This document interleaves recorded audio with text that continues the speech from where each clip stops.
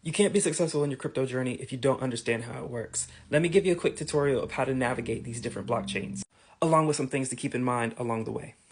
So this is your bank, and then this is going to be like the exchange right outside of your bank. Your bank hooks up to the exchange, and both of these fall under the moniker centralized. And what that means is that there is some entity that can come between you and your assets. So if there's fraudulent activity or illegal activity even suspected, your accounts can get frozen. So your bank account, they can freeze your assets, and the Coinbase account, if you had one, they could freeze your assets there and lock you out of your account so you can't access your stuff. Now, everything outside of this circle falls under the decentralized moniker. And this is where we get into things like DeFi, which stands for decentralized finance. Now, essentially what decentralized is, there is nothing that can come between you and your money. You are free to do with it what you will, and you are in total security of it, right? If you suspect there's fraudulent activity, you have to shut it down.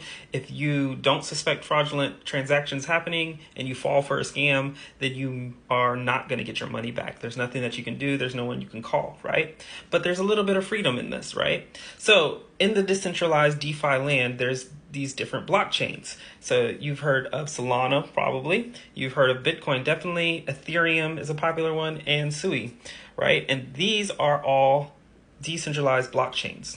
Now, why are they all different? What makes them different is a couple of things, right? So before we get into that, if I wanted to come to the Ethereum blockchain, there is a lot of stuff that I can do on the Ethereum blockchain that I cannot do here in the centralized blockchain. One of those things is just the availability of tokens, right? So not every token gets listed right here. There's tons of more tokens that are available, but I'd have to come over here to get them, right? And we're going to get those through these things called DEXs, which is a decentralized exchange. Not to be confused with the centralized exchange, this is a decentralized exchange. So I can exchange tokens on the Ethereum network, get access to more tokens that I normally wouldn't be able to get.